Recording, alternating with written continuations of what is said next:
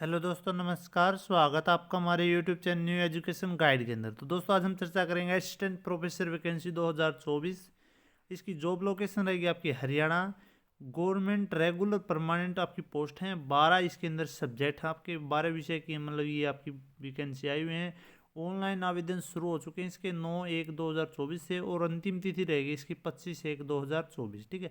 तो कंप्लीट इसके ऊपर हम चर्चा करेंगे, तो वीडियो को आप ज़्यादा से ज़्यादा शेयर करें ताकि सभी कैंडिडेट इसका फ़ायदा उठा सकें। अच्छी लगे तो वीडियो को लाइक भी जरूर दें। उसके साथ साथ में अगर अभी तक आपने चैनल को सब्सक्राइब नहीं किया तो भी सब्सक्राइब कर ले, क्योंकि जो भी लेटेस्ट इन्फॉर्मेशन होती है सबसे पहले आपको प्रोवाइड करवा जाते हैं। तो चैनल को सब्सक्राइब कर ले, घंटी के निशान को दबा ले, ताकि जितनी वीडियो डले उन सभी का नोटिफिकेशन आप तक पहुंचता रहे। तो अभी चर्चा करते हैं जो लेटेस्ट अपडेट है उसके ऊपर। तो दोस्तों, सबसे पहले जो इसकी वैकेंसी हैं उसके ऊपर चर्चा करते हैं कि कौन कौन से सब्जेक्ट की वैकेंसी यहाँ पे आई हुई हैं। ठीक है। Assistant professor academic level 10 with entire पे ऑफ, आप इंटर पे ऑफ 57,700। ठीक है। तो ये 100% आपकी गवर्नमेंट जॉब है। बायोटेक्नोलॉजी की आपकी पोस्ट कोड है आपका 22, और नंबर ऑफ वैकेंसी है एक है पीडब्ल्यूडी की, डीफ एंड एच जो हैंडीकैप कैटेगरी है उसकी। ठीक है।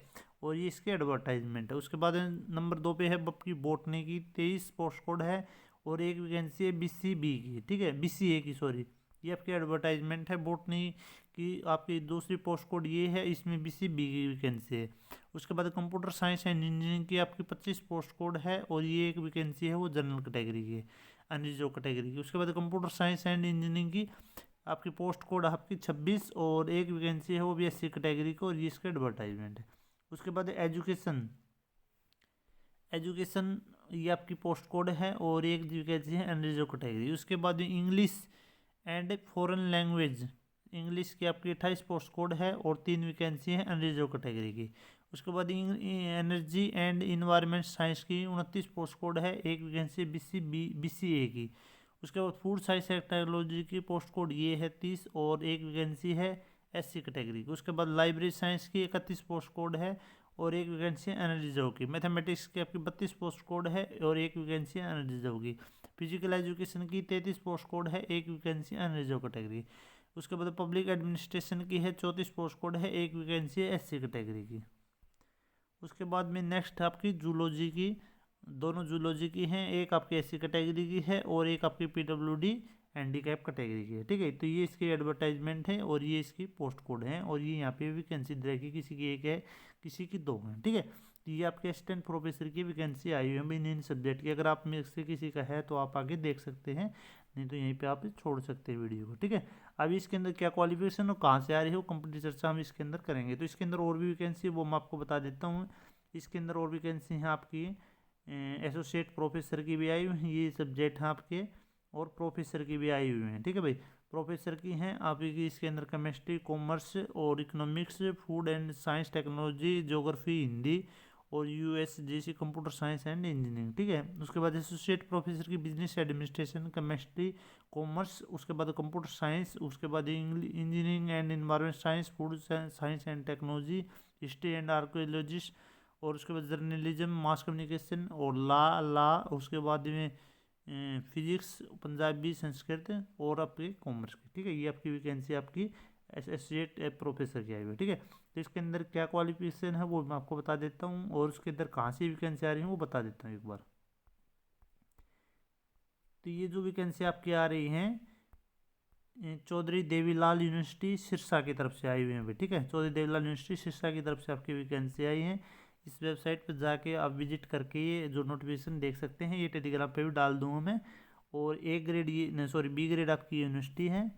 और इसके अंदर जो डेट रहने वाली है वो मैं आपको बता देता हूँ, कब से कब तक आप इसके लिए फॉर्म भर सकते हैं। ये दे रखा है भैया पे,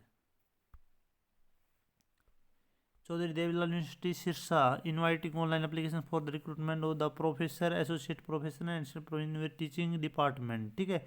और इसके लिए आप फॉर्म भर सकते हैं। 9 से स्टार्ट हो गए, 9/1/2024 से लेकर, और आप 25/1/2024 तक इसके लिए फॉर्म भर सकते हैं, अप टू 12 बजे तक। ठीक है। रात को 12 बजे तक आप इसके लिए ऑनलाइन अप्लाई कर सकते हैं, 25/1/2024 तक। ठीक है।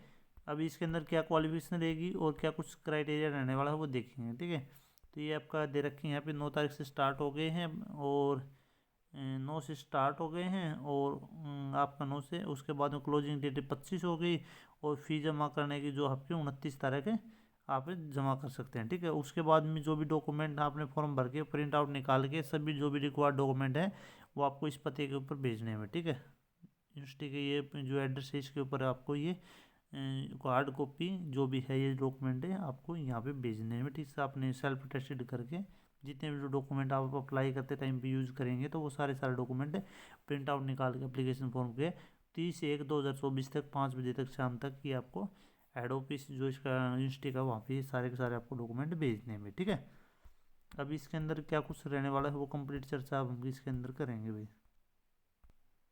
उसके बाद में जो रिजर्वेशन का बेनिफिट है वो हरियाणा गवर्नमेंट के अकॉर्डिंग जो भी बेनिफिट है वो आपको दिया जाएगा, जो भी रिजर्वेशन वाली कैटेगरी है वो आपको मिलेगा भी। ठीक है, उसके बाद में यहाँ पे फ़ी क्या रहने वाली है, यहाँ पे general category ESM DESM and DFF के लिए यहाँ पे 1,000 रुपये रहने वाली है। Female of general category of Haryana state only, ठीक है, उसके लिए 500 रुपये रहने वाली है। और उसके बाद कैंडिडेट ऑफ SC BC जो भी रिजर्वेशन कैटेगरी वाले कैंडिडेट हैं हरियाणा के उसके लिए 250 रुपये रहने वाली है।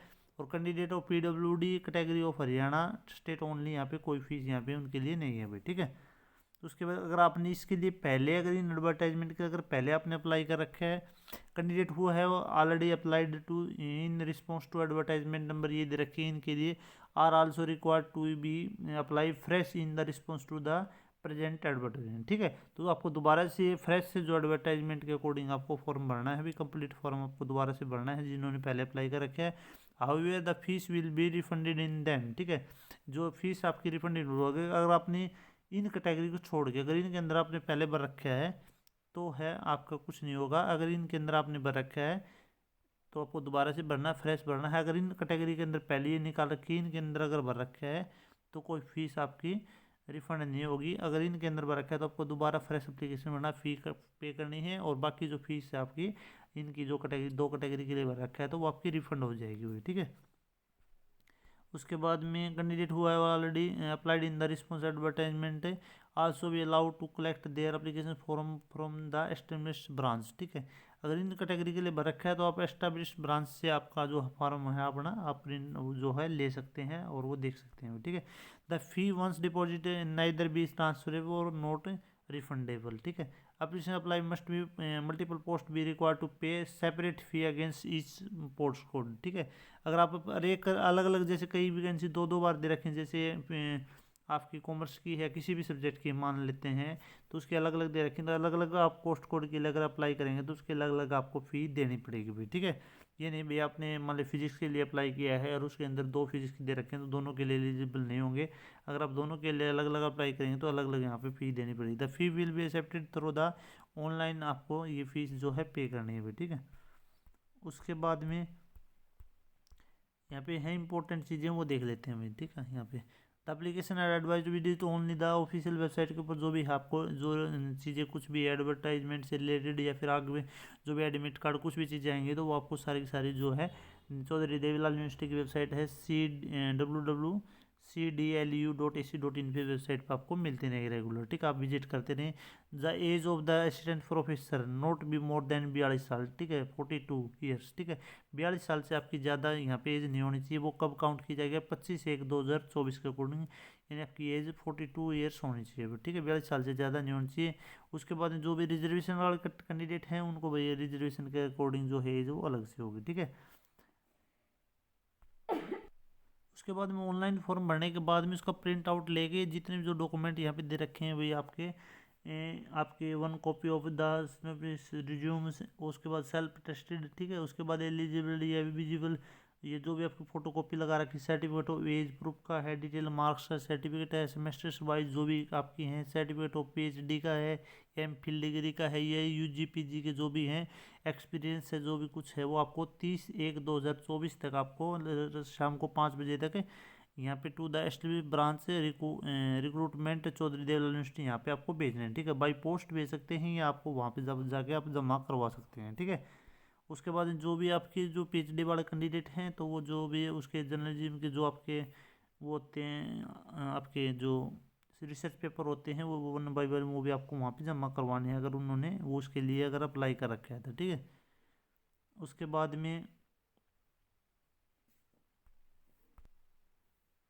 बाद में सेट जो स्लेट अगर कंडक्ट किया गया है तो उसके जो है आपके नंबर है, जो मार्क्स हैं वो काउंट किए जाएंगे, ठीक है, कंसीडर किए जाएंगे, जो स्कोर है वो कंसीडर किया जाएगा।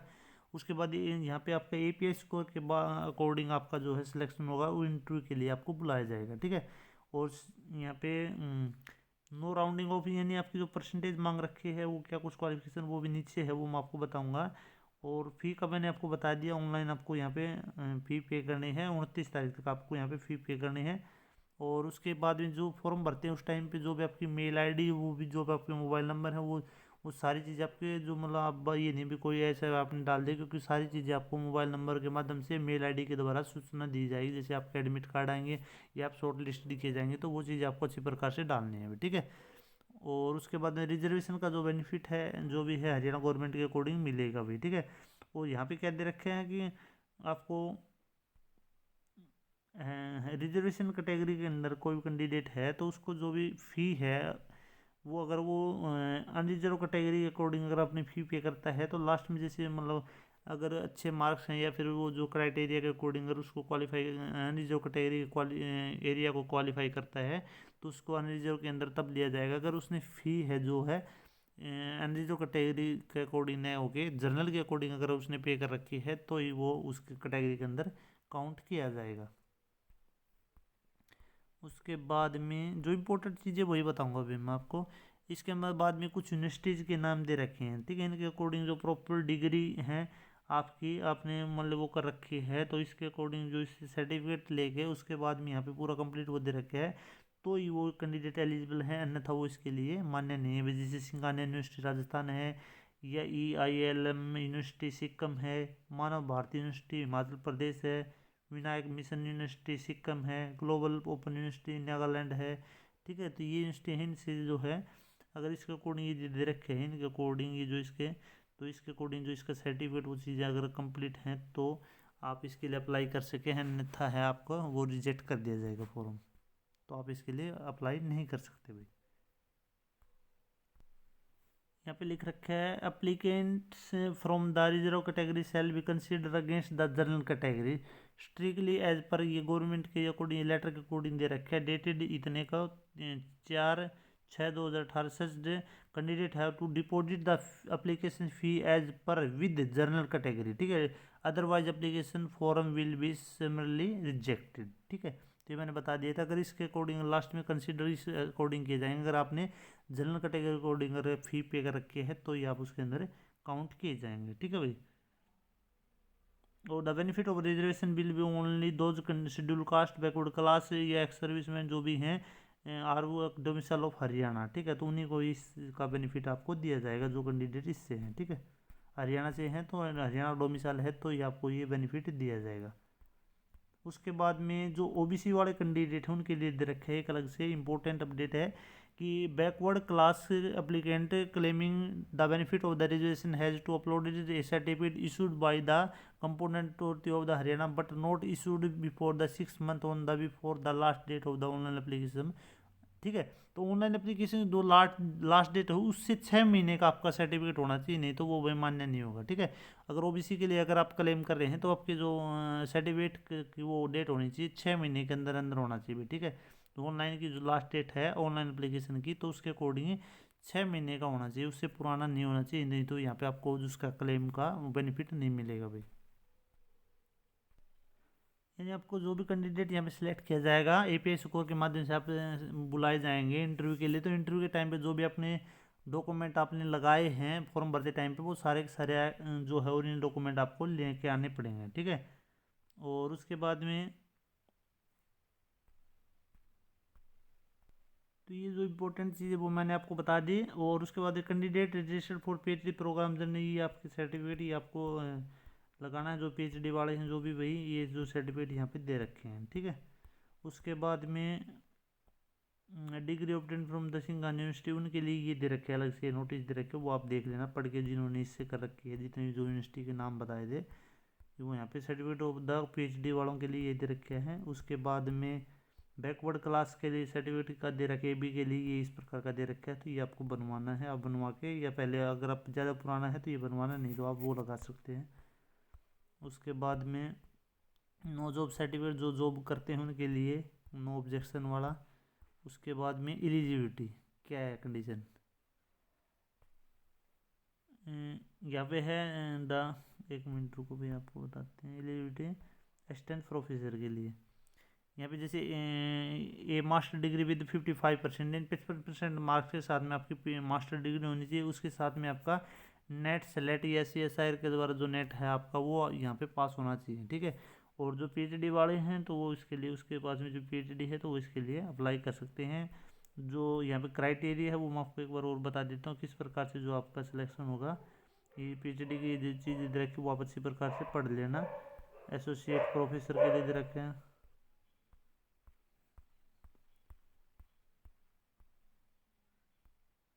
यहाँ पे दे रखे हुए मार्क्स किस प्रकार से मिलेंगे वो सारे दे रखे हैं यहाँ पे, देख लेना आप अच्छी प्रकार से इसको।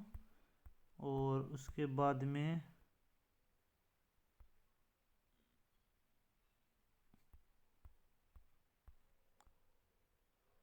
पेपर के अकॉर्डिंग कितने मार्क्स मिलेंगे, जो आपके रिसर्च पेपर हैं उसके अकॉर्डिंग, ठीक है। Criteria for shortlisted candidate for the for the post of assistant professor in universities के अंदर, यहाँ पे ये दे रखे हुए, ठीक है। ग्रेजुएशन की आपके 80% एंड अबो हैं तो 15 मार्क्स हैं। 60% and to less than the 80%, यहाँ पे 13 दे रखी। इस प्रकार से ये क्राइटेरिया इन्होंने कर रखा है। MPhil के यहाँ पे 7 मार्क्स या दे रखी, इतने परसेंटेज है तो इतने, ठीक है। PhD के 30 मार्क्स मिलेंगे भाई, ठीक है। नेट विद JRF आपके 7 मार्क्स मिलेंगे, नेट वाले के 5 मिलेंगे। नेट सेलेक्ट जो आपका सेलेक्ट या सेट है उसके 3 मार्क्स मिलेंगे, ठीक है। रिसर्च पेपर पब्लिकेशन के जो 2 मार्क्स ईच के लिए आपके यहाँ पे 10 मार्क्स मिलेंगे भाई, ठीक है। उसके बाद में जितने भी जो अवार्ड वगैरह वगैरह उसके इस प्रकार से जो इन्होंने क्राइटेरिया बना रखा है। MPhil प्लस PhD है 30 मार्क्स मिलेंगे। JRF नेट सेट है तो 7 मिलेंगे मैक्सिमम, ठीक है। और इन अवार्ड कैटेगरी यहाँ पे 3 मार्क्स आपको दिए जाएंगे, ठीक है। तो इस प्रकार से इन्होंने बना रखा है। एकेडमिक का यहाँ पे 80 का है, रिसर्च पब्लिकेशन का 10 का है, टीचिंग एक्सपीरियंस के 10 मार्क्स मिलेंगे, ठीक है। टोटल 100 का इन्होंने क्राइटेरिया बना रखा है। तो इस API स्कोर के अकॉर्डिंग ही आप यहाँ पे सिलेक्शन होगा। उसके बाद में आप इंटरव्यू के लिए जाएंगे, इंटरव्यू के बाद में आपका यहाँ पे सिलेक्शन होगा। तो ये थी भाई कंप्लीट डिटेल। ये जो नोटिफिकेशन है मैं टेलीग्राम पे डाल दूँगा, टेलीग्राम का लिंक वीडियो के डिस्क्रिप्शन में मिल जाएगा। और CBL चौधरी जो देवीलाल यूनिवर्सिटी है उसकी वेबसाइट पर जाके भी आप ये देख सकते हैं। तो वीडियो को आप ज़्यादा से ज़्यादा शेयर करें, वीडियो अच्छी लगे तो वीडियो को लाइक ज़रूर करें और चैनल को सब्सक्राइब करें। फिर मिलते हैं नेक्स्ट वीडियो में। वीडियो देखने के लिए दिल से धन्यवाद।